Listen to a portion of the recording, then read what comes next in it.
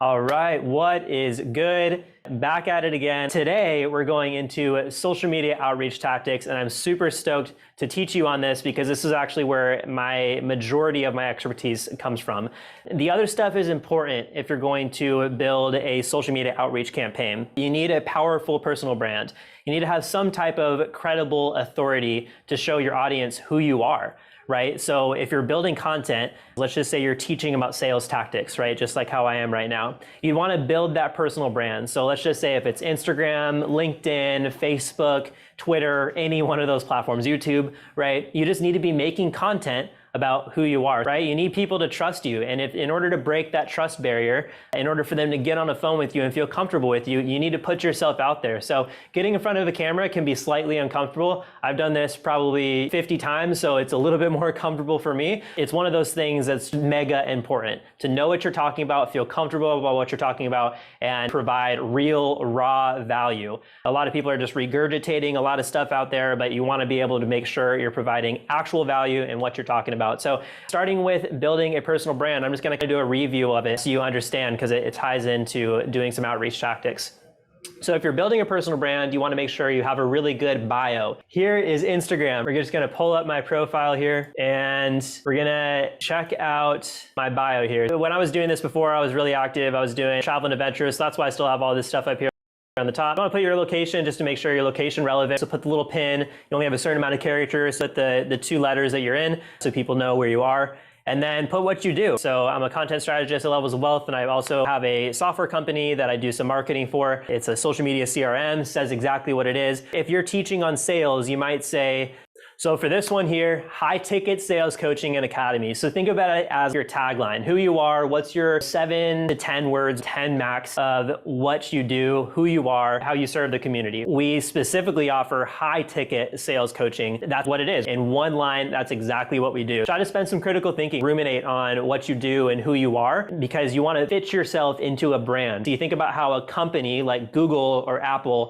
has those commercials with the slow motion graphics and everything, and it shows the phone and all the details and how sleek it is and how simple and easy to use it is, right? That's why people buy Apple. They have a why behind what they do. When you're building a personal brand, you need to do that on social media as well, not just in your content, but also in your bio. The second thing here is we help sales pros scale their income to 10K plus per month. So it's kind of an addition on top of the high ticket sales coaching and academy. We say specifically what we help people do. So there's the what and there's the why. And then you put a call to action. Book a free consultation with one of our sales coaches below. And if I have enough characters, I might edit that and say book a free 15-minute consultation. The more deal sizzler information you put, the more people are going to feel like they can trust you because you're giving them information. They might think it's an hour-long consultation. Give them as much information as possible. Be as transparent as possible. In your content, say exactly what you do, not about the benefits of what you do. That's the line. That's why it's like a dichotomy. You need to give away value, but not have it seem sales pitchy. You want to actually give away raw value. Everyone's trying to persuade someone to do something, but if you actually give the raw, transparent value of what you do, people will automatically trust you. You're not giving away all of your secrets. You're just telling them what you're good at, and then they will hire you. They will call you because they want to know more of that. You're their shortcut to that. The more you put yourself out there, the better that is. You want to make sure you're putting content out there, make lots of reels. You want to be able to make anywhere between 10 minutes to an hour long. I suggest an hour long because you could get more content out of that. You have an hour long piece of content that you can throw on YouTube, and then you can cut that content down into micro content that you could post on YouTube Shorts. They take that 60-second vertical clips, that same 60-second vertical clip can be posted to Instagram and TikTok, so you're getting cross-platform for the same amount of work. A lot of people think they need to make unique content for different platforms, but you really don't. Viral is a language. If you make something viral once on one platform, it'll go viral on other platforms as well. Little secret for you all. Just take that for what it is. Make sure you're building a good content strategy, and it doesn't need to be anything fancy. I will touch on one more thing for the content strategy for y'all. This brand we've had up for, 5 years or so. This is one of my passions past clients who sold pain products for horses. They had this one specifically that they wanted us to run a campaign for. It was Nuprofen. All we did was make 9 posts and explain what the product did. We made graphics for it, put a description of what each one is, kind of like a website. We've explained everything about what the product was in just those 9 posts. So you can do the same for your personal brand. It doesn't have to be just a brand. You can literally put up 9 posts in general if you don't want to make content consistently, because I know it takes a lot of time. If you're going to be hitting the DMs and doing a lot of social media outreach, which takes a lot of time as well, right? Because you need to follow up with people, you need to push these conversations through, they have a call with you, and then you follow up with them after the call. So there's different ways to move them through the pipeline to make sure they don't get stuck. If you want to go that route, then just make sure you have a simple content strategy. 9 to 12 posts total. It says exactly what you do, you give away some value, and you're pushing to a call to action. So think about your Instagram almost like a website. It's a visual version of your website. It's a grid of photos to visually explain what you do, give away the value. Nobody likes reading things anymore. Don't write big, long posts. People have an attention span of 7 seconds. Don't spend so much time on write these really long posts. All you really need is 9 to 12 posts to establish yourself as a credible authority. One last thing I want to touch on here.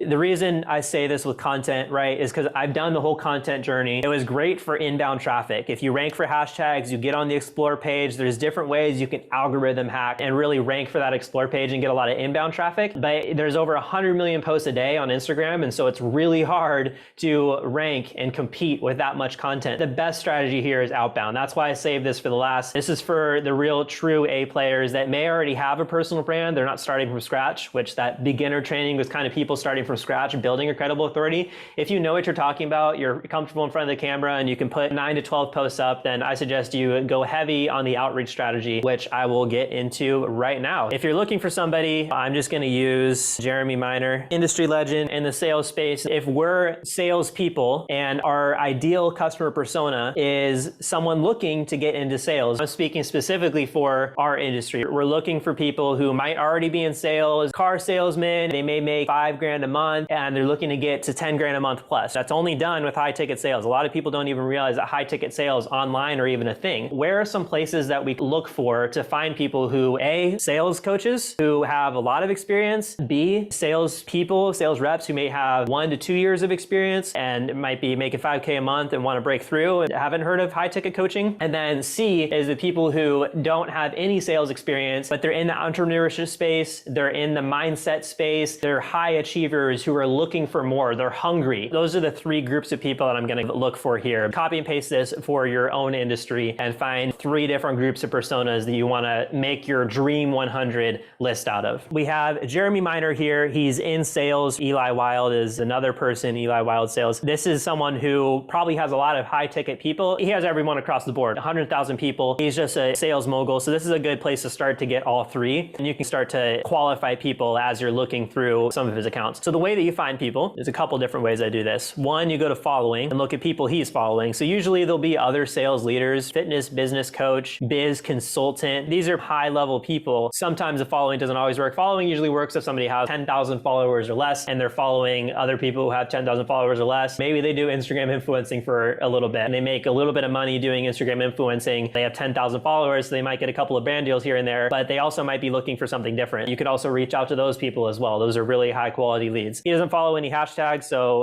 we're not going to check out any hashtags here. We can find similar accounts down here. These are different than accounts he follows. The suggested one has 4,000 followers. He's the CEO of Agency Lab. Now, he's probably doing pretty well himself, so he's probably not a great lead. He has a successful business, but you can also look at people that are following him, and even better yet, look at people who are engaging with his posts. So he has 70 people who likes his posts. A lot of these people are international. Look at people who have a good profile picture. Okay, so this guy's in the gym. He's probably pretty good. Let's start with that. Gym rep. He has a gym brand, an online coach and fitness model. Online coaches also need to learn high ticket sales. So this isn't a full-time thing that we're really helping people get into. Sales careers can be a part-time thing. That's the point of it. Maybe he's just wanting sales education to better sell his own fitness stuff. So he would be a great lead. We'd add him to the list. You can either bookmark a tab or create a G Sheet. There's plenty of other softwares like socialcycle.io is a great software. It's actually my software that helps people do outreach. So a shameless plug.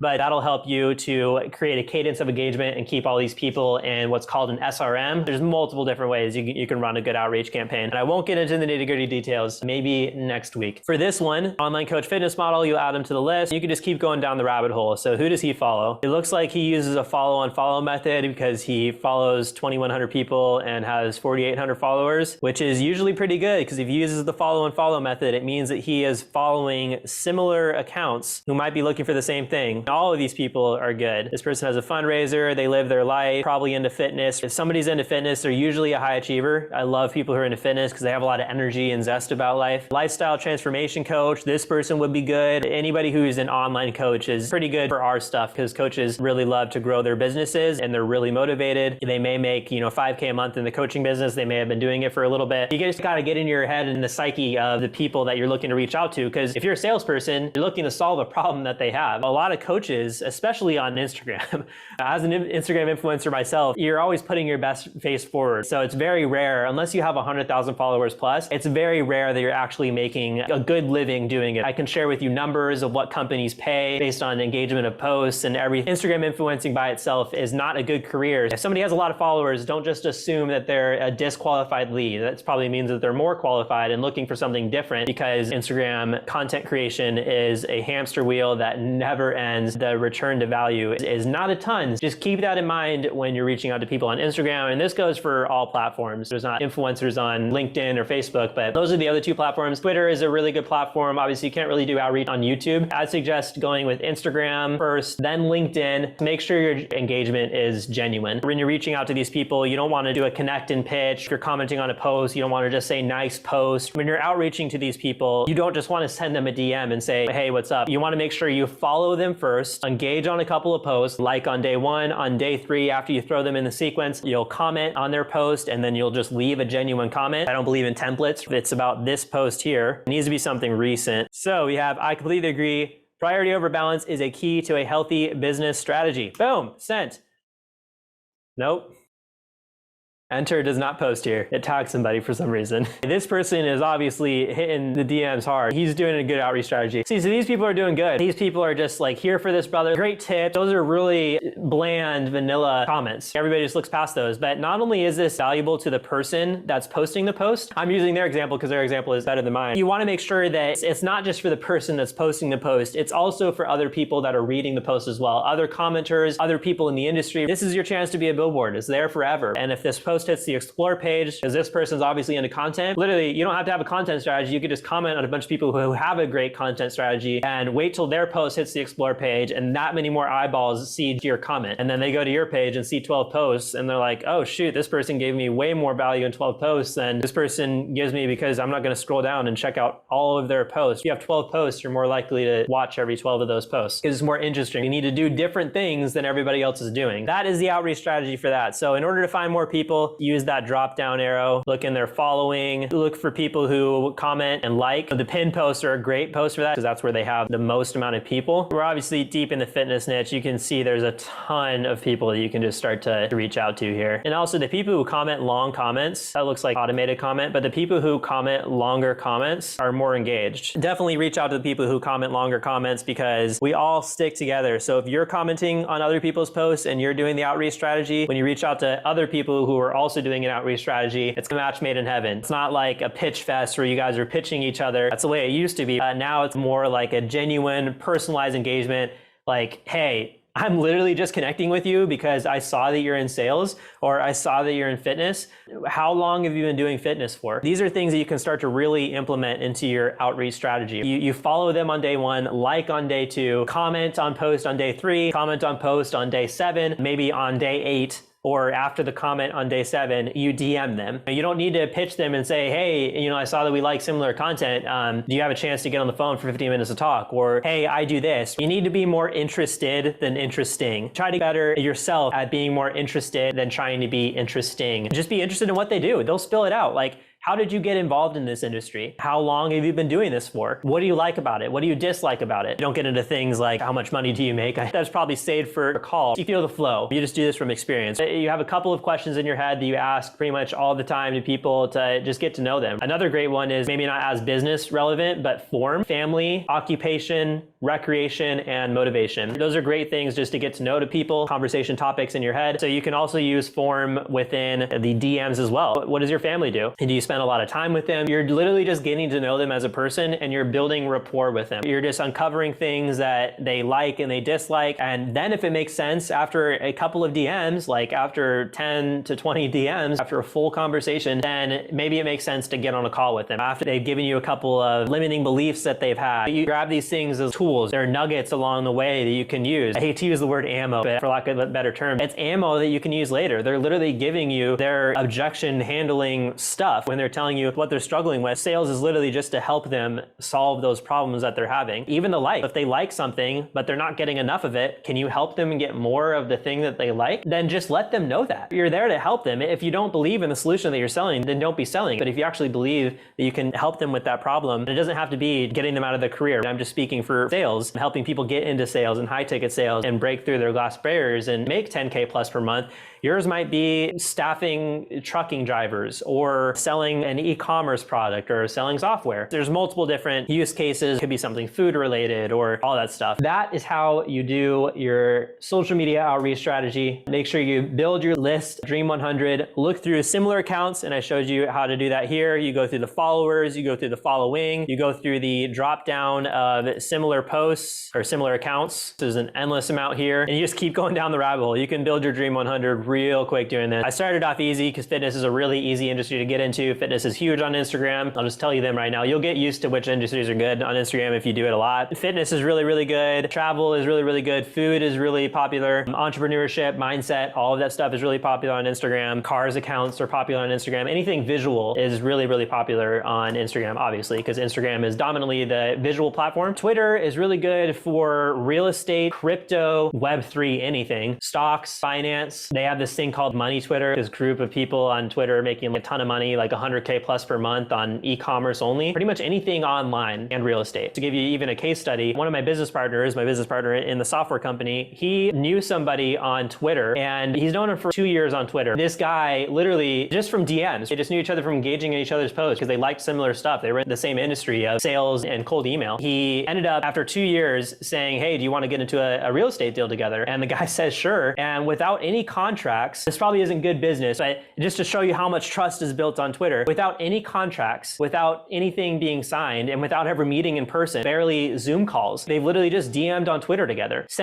wired him $60,000 for a real estate deal, 60 grand. And this guy obviously has a lot of money, but 60 grand isn't a small chunk of change. He just trusted him through his connection on Twitter. If you're not utilizing social media as a place to meet people, I would definitely get on top of that. There's a lot of advertising going around, which isn't a bad thing. Advertising is still good, but it's oversaturated. You got to do things that nobody else is doing. You got to think differently. That's how you get results. Just to put it bluntly with you guys, if you're doing what everybody else is doing, then you're not going to get high lead quality and things like that. Ensure that you are doing different things. You need to be doing social media outreach, build a personal brand, get in front of a camera. It's not that hard. I'm sorry I'm so passionate about this. I just care about it. Why are more people not doing outreach and seeing this opportunity the same way that I see it? Because there's lots of high quality leads, and I see the success stories of people that wire $60,000 and people who have $100,000 deals for software just through Twitter and LinkedIn. That's good for Twitter. Twitter's really good for all the online stuff, money, Twitter, real estate, online businesses, Web3, crypto, finance. I'm not too involved in any other networks besides those, so there's probably way more I'm not thinking of. Like news sources are really big on Twitter, so anything that's happening right now, you can engage on that stuff. Twitter's really good for current events and things like that. You can find people engaging with that current event and then you can solve the problem for them. That's a really good way other than finding hashtags and things like that. That's why I like Twitter. It's a really good platform for that. And nobody's doing outreach much on it. Auto DMs are huge on Instagram and LinkedIn, but auto DMs and comments aren't too big. I know Elon's talking a lot about bots being on Twitter, but they're not too big on Twitter. And then the last one is LinkedIn. LinkedIn is huge. A lot of people are doing connecting pitches because there's a lot of LinkedIn automation softwares, and it's really bad for your account. Do not use automation softwares. That's why I built my software. It's not automation at all. It just reminds you of when to engage. It puts people through a sequence and then you manually engage. And not only will that help your account health overall, it won't get your account shut down, but it also make people feel like you're personalizing the sale towards them. Sales should be personalized. It shouldn't just be how many people can I reach reach out to and fill in my pipeline. If I talk to enough, then I get the sale. Then it just becomes a script. Sales scripts are a thing, yes, but you want to use a script as a guide, not as exactly the things that you say and just pushing people through the pipeline, just getting through the numbers, law of averages, all of that stuff. It's all frou-frou. You want to actually make sure you're personalizing the sales process. So don't use automation tools. Make sure that you're genuinely engaging. When you're leaving the comments, make sure you like on day one, comment the genuine stuff, then direct message. And as you're moving them through, highlight the rows. This person's warm because they scheduled a call, and now this person's hot because they've been set with an account executive. That person would be out of your pipeline now. However you want to manage your sheets, that's how you do that. When it comes to LinkedIn, LinkedIn is a great place for B2B, business to business. It's going to be high level executives, enterprise, team leaders. It could be sales professionals, anybody in the professional network. You see the advertisements on TV for LinkedIn. It's all geared towards professionals. LinkedIn is the professional network. If you have some high quality stuff, you need to get on LinkedIn and do some high quality outreach. Ads are really expensive on LinkedIn. Outreach is free. They have InMail. If you want to get the really high level executives, then you use InMail. Most of the people who are in that in between, Instagram and Twitter is more of like the lower end people, even though they have like money Twitter with the people making 100K plus per month. You can find good people on Instagram and Twitter, but LinkedIn is really that professional network. But again, everybody's used to the automation. So if you're literally following and connecting on day one and not sending a connection request, or even just following them on day one, no connection request at all, and then you like a couple of their photos, a couple of their posts, you comment on a couple of things, maybe you endorse them for something. If you've worked with them, obviously you don't want to endorse anybody that you haven't had any experience with, but there's a lot of cool features on LinkedIn that you can start to utilize. After you've had about a week of engagement with them and they've gotten used to seeing you and understanding who you are, they may not have reached out to you yet, but they know who you are. They know you guys are in the same industry. So it's not going to be that huge of a surprise when you send a connection request with them and say, hey, I've been engaging with your posts a couple of times. I found you on hashtag this. I found you on this feed. I found us through a mutual friend, a mutual connection. This person, these are great openers. And then you pretty much just say, how long have you been in the industry? What do you do specifically in this industry? How did you get involved? Simple questions like that, or use form: family, occupation, recreation, and motivation. So those are great outreach tactics. That's pretty much it. So next week, we're going to be going into social relationship management strategies, the CRM, the SRM, customer relationship manager, social relationship manager. If you're reaching out to a ton of leads, your pipeline can get pretty filled. So if you have more than 100 people plus you're reaching out to, you need to understand where each person is. Make sure you're managing your social relationship management strategy, moving people from cold to warm to hot. Thanks for hopping on, guys, and we will see you next time.